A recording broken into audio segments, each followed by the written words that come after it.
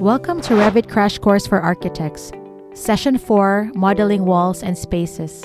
This course is designed to help transition from 2D drafting to Revit and master its essential tools and features in the easiest and smoothest way possible.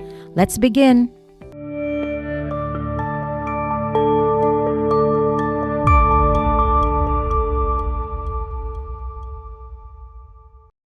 Today, we'll learn how to model and modify walls. We'll add rooms and spaces to our model, and we'll tag those walls and spaces. In your Revit model, if you go to your Architecture tab and drop down Wall, you'll see everything that's been loaded in the template for your use. So let's go through these codes really quick. EWS stands for Exterior Wall System. And you'll see that some of these have an interior component and an exterior component to them. They've already been put together as a family so that you don't have to model the brick separately from the interior metal stud structure, for instance. We also have a couple of common exterior products: cement wallboard panel, CMU, and a metal skin panel. We also have a concrete foundation wall. And then you'll see these ones. These stand for generic walls. IWS stands for Interior Wall Systems. You'll see several different options here, from channel stud to a CMU, which is a masonry wall. I'm showing some corridor walls and demising walls. These might just be for space planning purposes. And then we have metal stud walls of different sizes. I also have an interior wall system for stairs and elevators at 8 inches. SOF stands for soffit system. What you're seeing here is this is a 3 5/8 inch metal stud, and then it has gypboard on only one side. If I go to an interior wall system MTS and I have gyp 2, that means that there's 2 layers of gypsum board each side. So this would be a 2-hour rated wall, for instance. This would be 2 layers on one side, 1 layer on the other side. This is used for sound control, often in healthcare projects. So let's start creating our exterior wall system. I'm going to drop this down and I'm going to select my single skin metal panel. When you zoom in and you start your wall, you can see this here, a location line. Well, it's easier for me because I already have my exterior identified to change this. So instead of the wall center line, I want it to be the finished face exterior. That way, when I draw my wall, it's drawing from the exterior face. You can see where that blue line is. If I go back to that wall center line and I pick the same point, you can see now my wall is along that center, and that's exactly what I don't want. So I'm going to go back, finish face exterior, and I'm going to draw around my perimeter. Okay, so in no time flat, I have an entire exterior wall system. I can select them one at a time to change their properties, or I can hover over one until it highlights blue and press the tab key, and it will connect to all of the walls that are in a chain. So if I press and unpress tab, you'll see how the other walls on the side turn from black to blue, and that means I have selected all of them. So now I want to come over and I want to take a look at all of these properties. The base constraint is the level that the walls start on, in this case, the first floor. Top constraint, you'll see, is unconnected right now. I want to change that because I know that I want my walls to go up to a certain height. So I want to connect them to the top of wall level. And you'll see that this automatically changed the height of the walls. Previously it was 20 feet, now it's 14 feet because that's what our level is set to. So if I scroll down here and go to my elevations, I can now see my wall systems. Here's my top of wall. So if I go to my elevations and I change this level now to be 115 feet, you'll see that all of those walls rose at the same time. So looking at this structurally, I realize that this is going to be a problem in the field. I won't be able to build this wall directly into these metal frames. I could, but it would make it more expensive. So I'm actually going to move and bypass this wall against my columns. And it'll slightly change the overall square footage of the building, but in the end, it's going to be much easier to construct. All right, so now I have all of my exterior walls placed and adjusted. Let's go into this family and see what it's constructed out of and see if we might want to change anything about the family. So if I go into my properties and I edit the type, it will open up this dialog box. You'll see the type here. You can rename any of these or you can duplicate them. Anytime you're creating a new wall system, you want to duplicate. And it's best to use an existing wall it's best to use one of your existing wall types to build from because it will already have the materials loaded into it that you want. So here you'll see another radio button under structure. This is what components that family is built out of. So if I click on that button, you'll see here, it gives me a total thickness, and you'll see some information about the thermal resistance and the thermal mass of the wall. None of this information is filled out. If we were performing an energy model analysis, I would provide all of that info, but we're not for the purposes of this training session. So I'm actually going to open this little button down here. This is my preview, and I can see in plan view or in section view what my wall is going to look like. So I can tell all of the layers. I know that I have gypboard on the inside, metal stud, a sheathing board, insulation, some kind of furring system, and then my exterior metal panel. And you can also see that here in this dialog. So each of these is assigned a particular function. You have to have a certain order to how your walls are set up. You always have to have a core boundary, and that would be your main structure. Each of these materials is actually tied to Revit's material browser. So you'll see that these have been preset in the template. The only ones that we would really want to change would be the exterior wall, so that we might want this to be a different finish or something, maybe a different color. Other than that, you're going to keep these as existing. This dialog is a little tough to see, so I'm going to pull it out a little, and then you can start seeing a little bit more. So right now on my exterior side here, going in, I have my panel, which is a corrugated finish. There's my 7/8 inch furring. I have 2 inches of thermal insulation here. Let's say maybe we wanted to increase that to be 2.5, just to get a little extra R value. Now, if I added 1 more 1/2 inch to this and changed it to a 3-inch wall, that would be even easier to work with because it's a 1 foot total exterior wall dimension. So I think that's what I'm going to do. Interior finishes for my structure, this actually is not the right product here. I don't want an interior gypboard finish showing here. I want to change that to maybe a wood sheathing. So let's open up this material dialog again. I'm going to type in sheathing. And you can see that multiple options come up. In my case, I'm going to do it out of particle board OSB. There's my stud layer, and then there's my interior finish layer, which is fine. Now, all of these options here talk about how the wall looks. So if I go back to my plan view here, and this wraps, you'll see if I change that, my view of my wall completely changes. In general, you're going to want all of your finishes to wrap, but you might find a couple of occasions where you don't want them to for some reason. So that's important to know what these check boxes are for. Again, every item needs to have some kind of a structural material because it's holding itself up. In general, you're never going to change these boxes because this is something that is used in Revit to analyze things. If I wanted to add a layer to this wall, I would do that here. So I could insert and it would automatically add one. You'll see now it put it in here. Let's call this our air and weather barrier. I'm going to press the down button and I'm going to move it to be right outside my wood sheathing.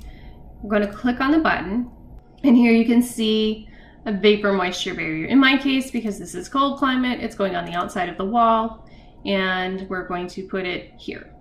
Any material that has a function of structural, thermal, or finish has to have a thickness. But in my case, this is a membrane layer. It's very thin. I don't want that to show. If you set it to membrane layer, that will allow you to have a 0-inch thickness.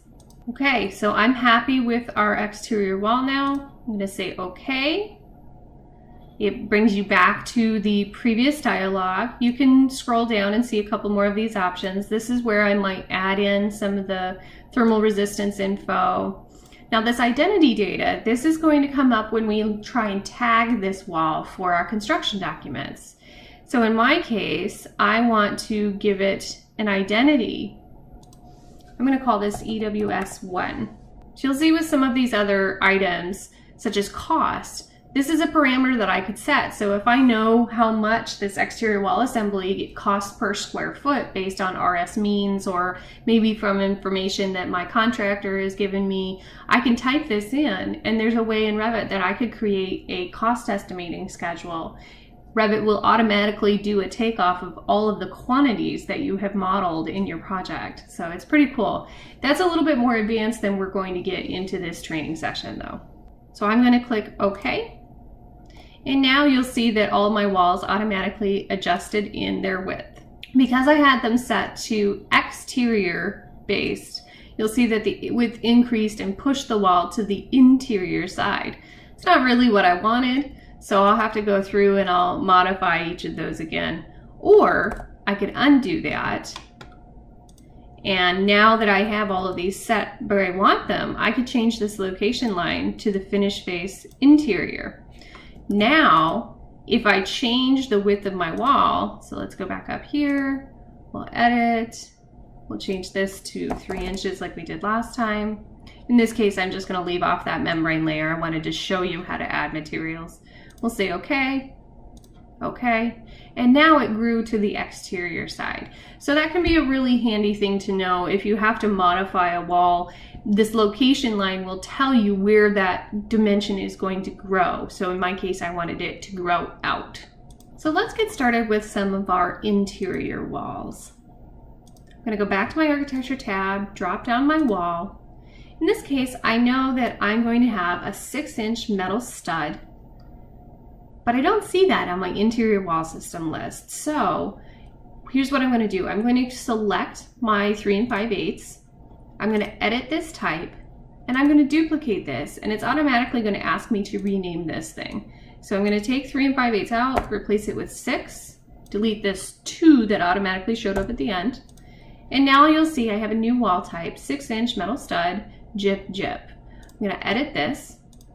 I'm going to change my 3 5/8 here to 6-inch, and now I have an interior wall system type that matches my exterior wall stud thickness. Now for my wall center line, I'm going to change this to my finish face interior. And that way, when I grab this corner and I connect these walls, they'll automatically land where I want them to land. Okay, so here I'm seeing a little bit of a conflict. For structural purposes, it's going to be much easier if these walls are continuous, right? So I'm actually going to align this wall with my interior wall. So what I've done is I've hovered over my interior wall, I tab until I get the interior surface. I'm going to do the same thing for my exterior wall, and then when I click them together, you'll see that they now align.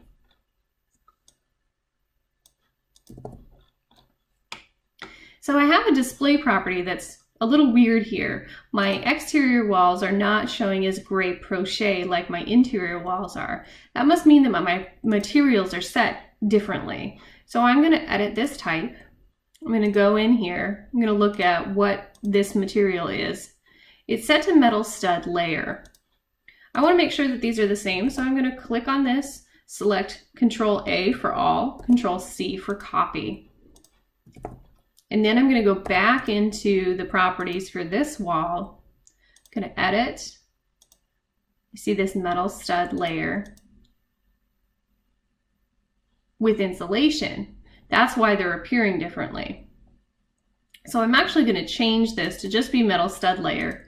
And any insulation that I'm going to use, I'll show in my sections. That way now all my walls look the same. So now that I've got this wall lined up, I can just copy this with a base point, bring it over to my other side here. And now I have the beginnings of my structural bay. I need to realign this wall. Again, hover over it. You'll see it automatically goes to the center line. If I tab, it will allow me to select the exterior, tab, and align. You can see with my overlay of my bubbles, I'm not very happy with the fact that it sort of squeezed some of my areas together. I have more space on the exterior than I did on the interior. And that's based on how much space we put in our bays. If I zoom in on this, I can dimension. So if I go up to annotate, I can do an aligned dimension. I've lost about 1'6". So that tells me I'm going to adjust my structural grid. I'm going to take these members, zoom out.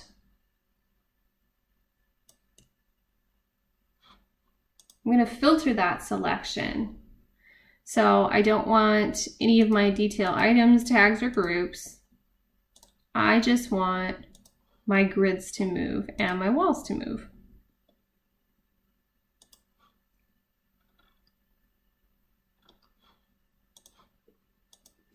I'm going to move these over 1'6", type it in. And now I need to go into my structural family group.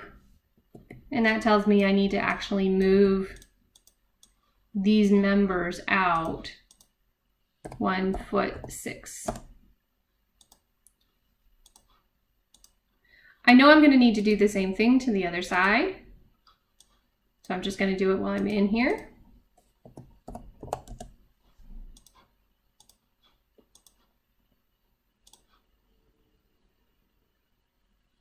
Now, if I change my view and I go back to my plan, now all of the structural members on this side have moved to be in alignment with where I want the interior wall to fall. Okay, so now I'm going to take all of these walls on this side. Again, I'm right dragging.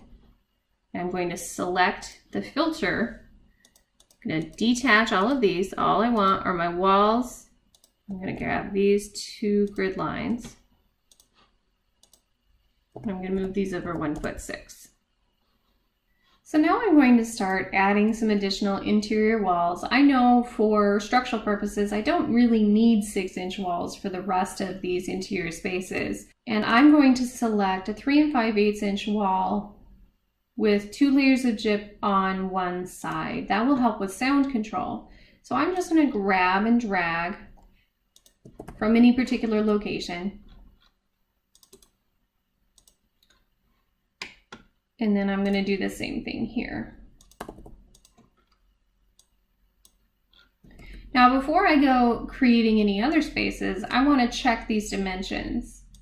I want to make sure that everything makes sense when I'm laying stuff out in the field. Whole dimensions are much, much easier. You can see this is an ugly dimension. We don't want that.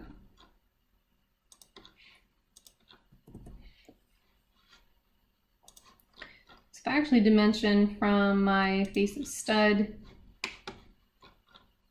to my face of stud here, there's a really strange dimension that's happening. So I'm actually going to click on this wall and I'm going to change this so it's 29'6" exactly. So now that will help me correct these weird fractional dimension problems inside here. I know for a massage room that a good length would be 12 feet. So we're going to be fine if we were to set this at 13'6" or even at 14 feet. So let's try 14 feet first. All of these rooms were a little bit less deep, and that's fine. So I'm actually going to take my corridor wall. I'm going to mirror it so that my 2 layers of gyp show up on each side. Click on my dimension string, edit my witness lines. I'm going to do the face of wall here. And now I want to correct this width. I'm going to put these at 10 foot. That gives me 5'6" from stud face to stud face in my corridor, which will help me meet the 5 foot minimum that I was showing between each of my bubbles before for ADA compliance. So let's check our dimensions in the other way.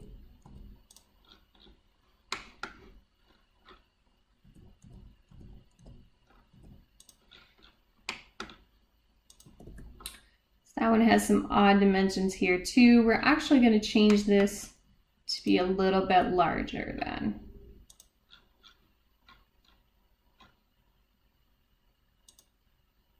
We'll change this to be 64'9".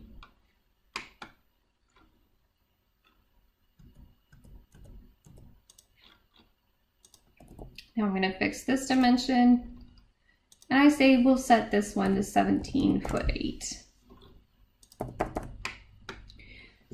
By setting up your walls this way, you've simplified the dimensions for the contractor to lay out. So you need to remember that Revit is a very exacting program, again, down to 256 of an inch, which no one can possibly build to that tolerance in the field. I prefer to go to inches, half inches, quarter inches if I have to, 1/8 inches if it's an existing space. I very, very rarely go anything less than that because it's simply not practical in the field. So if I look at my layout here, my 14 foot by 17'8", it's actually a little bit bigger than I wanted my couples massage room to be. And I'm concerned that I won't have the clear dimension that I want for these massage rooms when I get there. So I'm going to copy this wall down. And I want to make sure that I've got at least 10 foot clear for the smaller massage rooms.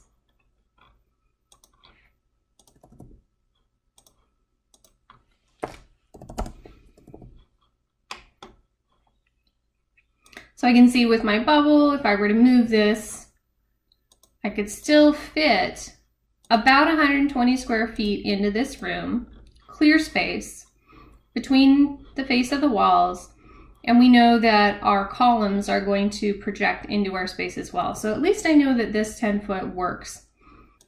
All right, so now I have my massage rooms, got my couples massage. I want these to be equal sized. So I'm gonna come in here, I'm gonna measure to the face of the walls and the center line of the center wall. If I click on this dimension and I click EQ, it automatically adjusts the location of that wall. Now in this case, I want to delete that dimension because I don't need it anymore, but it automatically spaced the wall where I want it. And now I can see that my wall and my column will interact. That's okay because I can bring this out and wrap it around. So let's continue adding walls for our other side here. I'm going to create a similar wall and draw across. Now you'll notice when I drew across from left to right, it put the exterior side of the wall, the side with the 2 layers of gypsum board, on this side. If I do the same thing, but I do it from right to left, it will put the exterior side on the bottom. So that can be really helpful when you're doing these layouts to remember if you're drawing from one side to the other. So I'm going to set that dimension. And then I'm also going to do the same thing in this location. So I'm actually going to give myself a little bit more room. I changed my grid line dimensions to be 10 foot on center instead of 8 foot on center. So I'm actually going to grab my back wall and move the entire assembly back.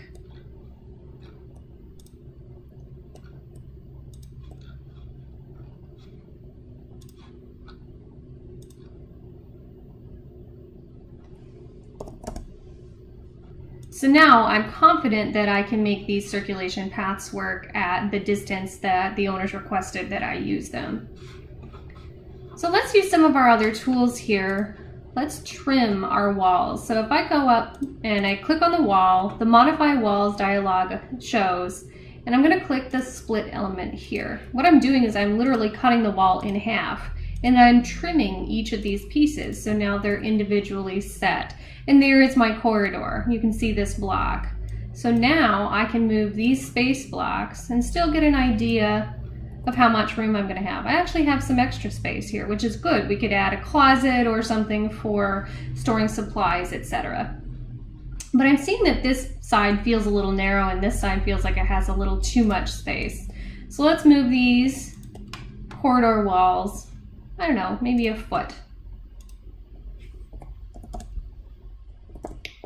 Now we have just a bit more room in those spaces, and these rooms still feel good too. I'm essentially using my layout as a template. It also looks like I might get in a whole other massage room down here at the end, which is good. In the owner's case, she was asking for some more room. So let's go back and keep continuing to modify our template spaces. So 8 feet is pretty generous here. 27'3". I think we can bring this back down to, let's call this 7 foot. So I'm going to copy these again. Now these rooms I don't care as much about the sound, so I'm actually going to change this, drop this down to be 3 5/8 1 1. And all I'm doing is copying these walls down 3 times. The next thing I'm going to do is decide how these stations are going to be set up. So I had a conversation with the owner about how she thought her stylists would want their stations. What they've requested is some privacy between the stations. They would like each place to feel like its own booth. So we're actually going to create some freestanding walls in between each of these. So in that case, I'm going to use just a standard 3 5/8. And I'm going to use the layout of the bubbles that we've already done, and then I'll shift this as we go along. So essentially I'm making an equal-sided cross. We've got 10 feet in this direction, 10'6" in that direction, so I want to change this so that they're equal.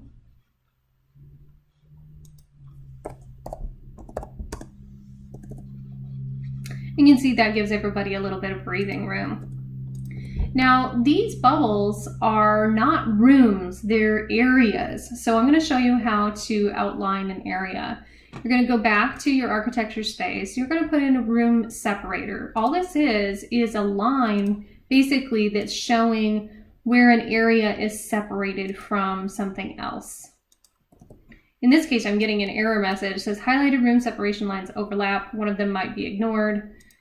So that tells me that I've already got something else there and I can't even see those. So something's going on. I need to highlight these and unhide by category. And now you can see those room separation lines. So as I delete these bubbles,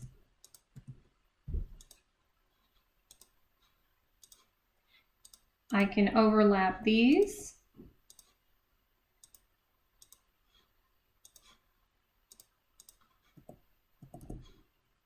I can trim them.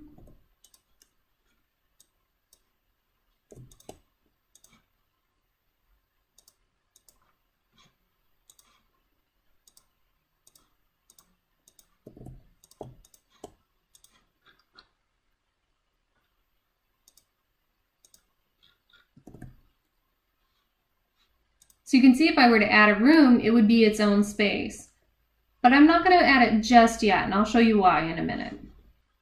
Let's continue adding all of our other rooms as we have them shown. Our shampoo station is actually going to be a demising wall, and this needs to be thicker because it's going to have plumbing running through it. I know that already. So I'm going to change this to a 6-inch wall. It's going to have our 4 stations. I'm centering this on my program bubble. And I'm going to do the same thing, identifying those areas. And this one I can actually just flip and copy the whole thing.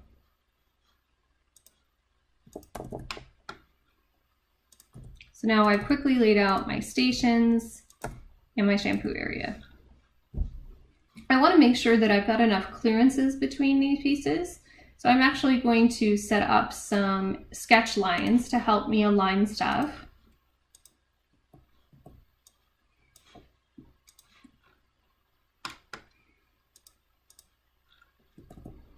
And I want to make sure that I've got enough clearance between these from the end of this wall to the end of the clear space. I really want that dimension to be more like 3 feet.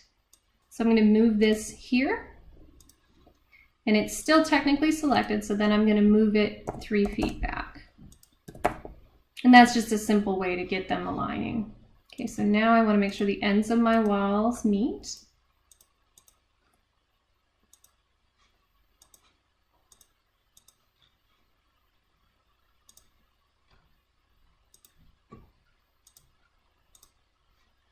You can ignore all of these. What Revit's telling you is that you've created this strange little separation, and if there was a room there, it wouldn't be able to understand this little gap. But in our case, it really doesn't matter right now because we're going to fix it.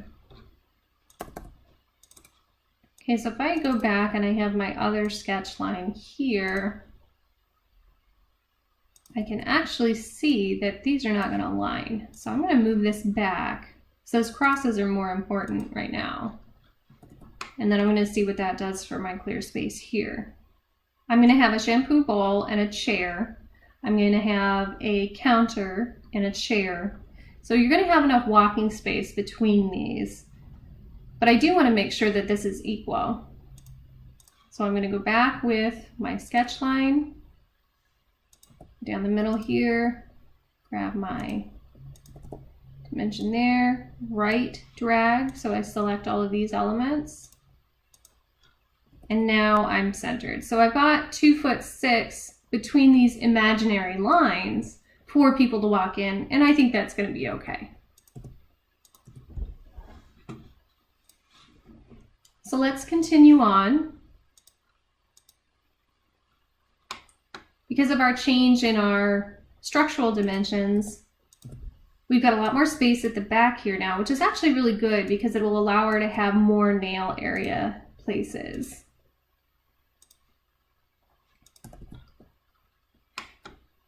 So now I have a whole space for circulation along the back now. Let's come back in here. Our nail area is just going to be one big open room, but we want our staff break and our vestibule to be separated from the rest of it. So I'm going to draw from right to left so that my 2 layers of gypsum board end up on this side. And then I'm going to align it there. And now this whole space can be my nail area.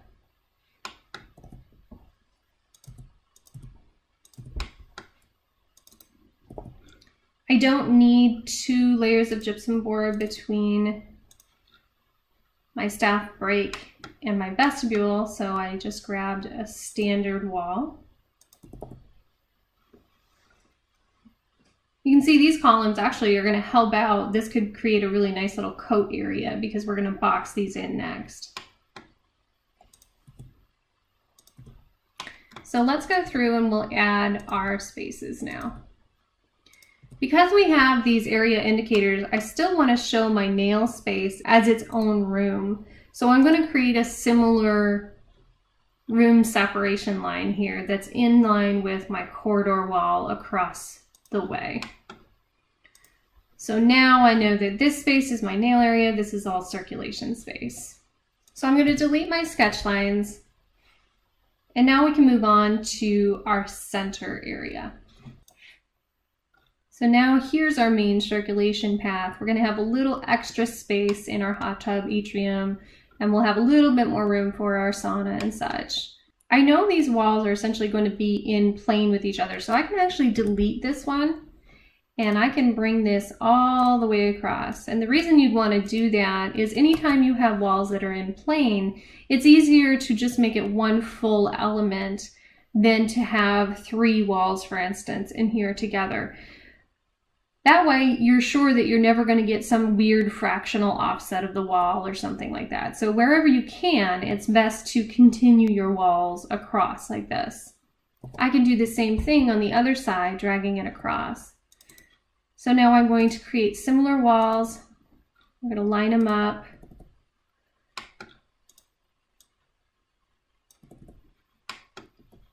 I want to check this dimension across here.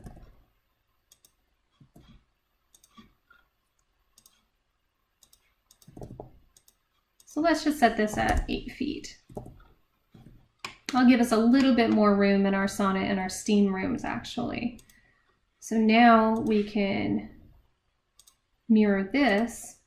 Now the other side is 8 feet and we're sure that these are equal. I'm going to trim this wall. Here's that corner and that corner.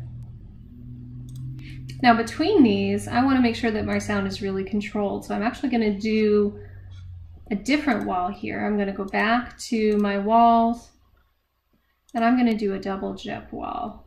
And I'm going to set the location to the wall center line. You can see when you've got a case like this, you can actually just draw it straight from the midpoint, and you already know that those two rooms are going to be equal. Now I can take this space and duplicate it over there. So now very quickly, I have this outlined. So let's do the same thing with our locker rooms here. If I model one side, I can just flip it over and do the exact same thing on the other side. First thing I'm going to do is I'm going to draw this wall across. It makes sense for this to be in line. Then I'm going to draw the outlines of my toilet room and add some dimensions.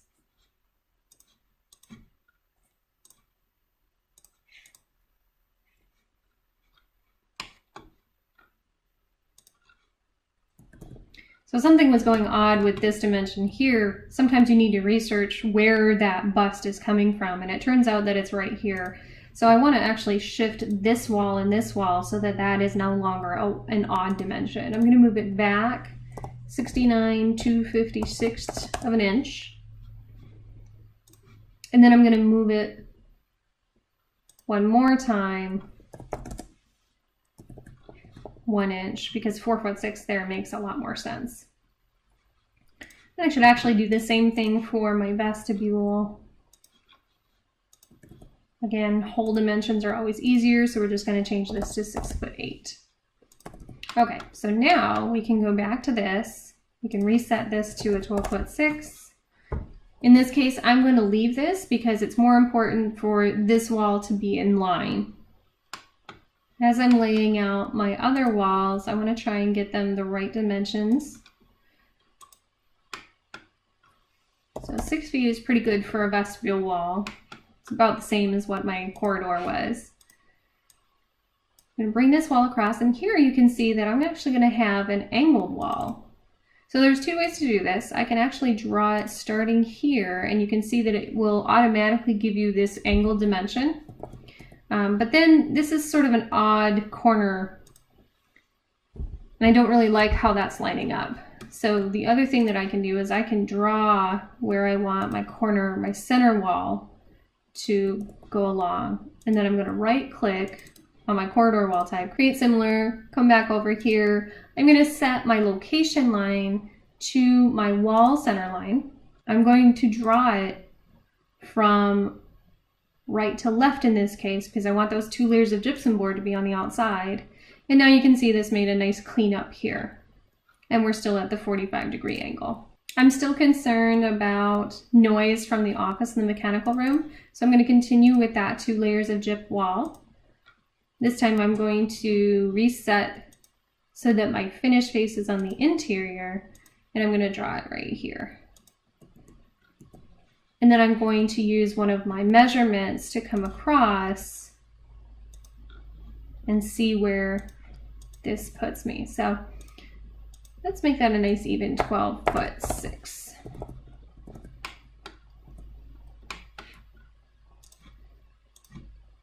Now I can trim up my corners like this. And I can decide, this kind of feels a little awkward in here, so I know we've got more room. I'm going to actually increase my vestibule depth. And now that feels a little bit better. So I'm going to right drag and highlight all my program bubbles, deselect my wall, and I'm going to move those up so I have those for my drawing reference below. So let's go back and we'll clean up this odd dimension here.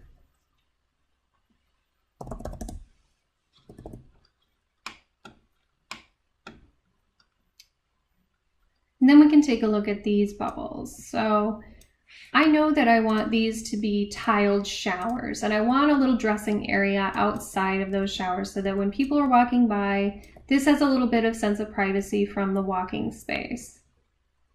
So I know that I'm going to have an opening here and walls enclosing these cubicles, probably with either glass shower doors or maybe like a wood teak door or something like that.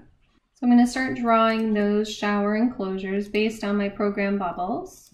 And now let's figure out what our walking distance here is going to be.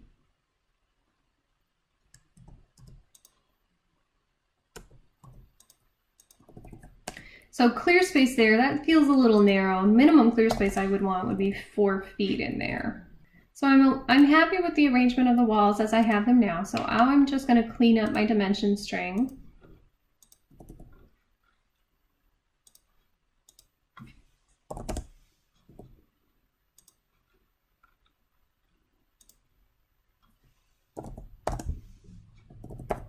And remember, because we had this odd 5/8 dimension, we're probably going to end up with this odd 3/8 dimension here. And that's just because of our dual layer of gypsum board, and that's okay. But something I need to keep in mind is that all of these areas for commercial building need to be ADA accessible. This isn't wide enough for a turnaround, so I actually need to move these back a little bit. I'd like to give a little bit more space. Let's put 6 feet there for that dressing area. We still have plenty of room for our lockers and a vanity here. Right, so I think we've got the dimensions that we want on this block of rooms. So I'm going to right drag, and I'm going to tab to select my specific walls. I'm going to grab this one as well, even though there's not a repeat over it on this side. And now I can just take all of these, I'm going to filter these so I don't check any of my detail items. I'm just going to do my walls. I don't really need to duplicate any of my dimensions because I know they're all the same. And then I'm going to come up here, find my midpoint, and duplicate it over. I'm going to trim this wall back.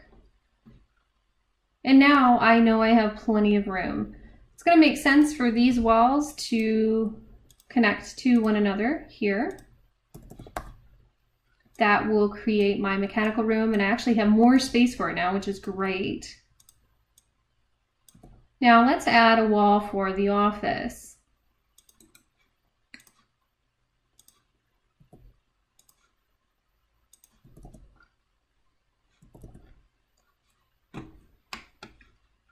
And you'll see the office got a little bigger too. I want to add a wall here to create my vestibule. I know it's going to be 6-inch. I set my finished space to my interior and draw from right to left.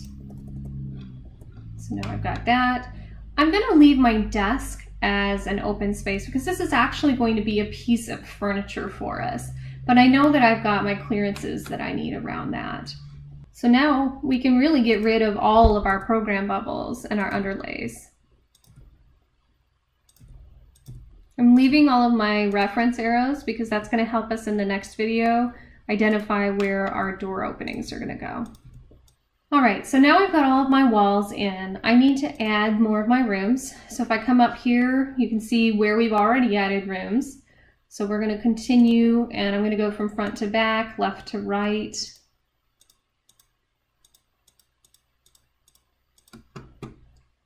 Actually got an error message on this one. I tried to go too fast, and it put 2 rooms in one of those showers, which you don't want. So I'm actually going to move that to this room.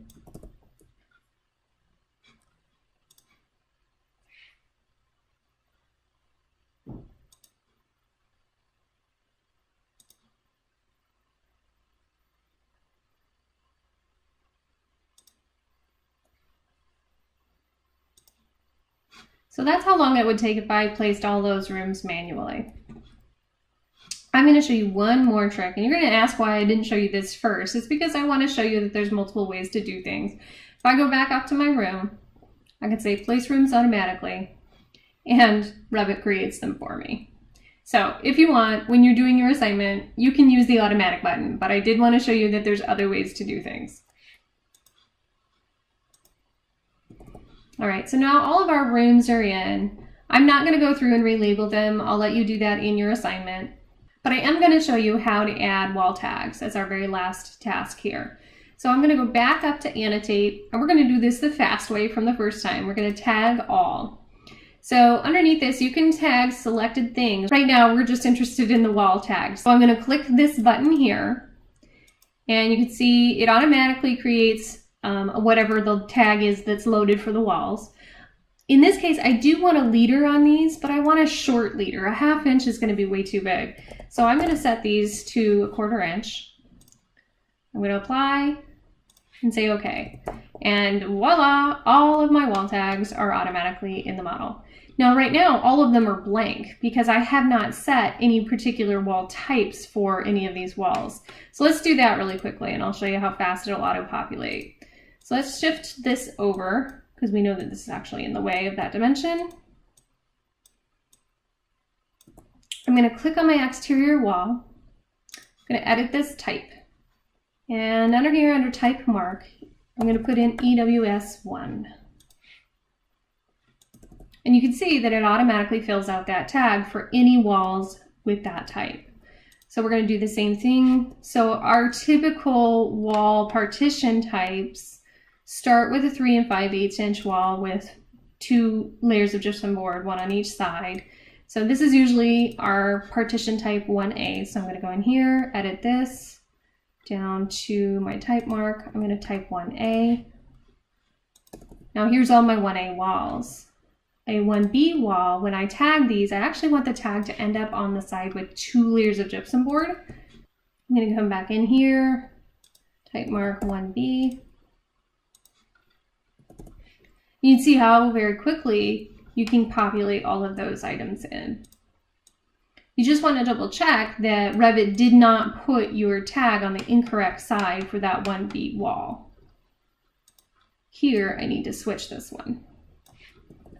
And in this case, I actually have a 1C wall because this has 2 layers of gypsum board on it because of sound. And actually, in this case, it's not going to be gypsum board because these are saunas and spas, but we're going to change this wall type anyway. I'm going to edit this, type mark 1C. Now, these walls, these are a different family, you'll remember, because they're 6 inch. So I'm going to go in here, and this is going to be 2A. And I actually don't have a 2B wall because all I have are the 6 inch walls with 1 layer of gyp on each side. All right, so that's it for today. Thank you very much for sticking with me through video 4. I'll see you next time in video 5. This course is provided by MGS Global Group. We provide Revit, ArchiCAD, and AutoCAD drafting for architecture and design firms. Feel free to reach out to us if you need production drafting at mgsglobalgroup.com. Don't forget to subscribe.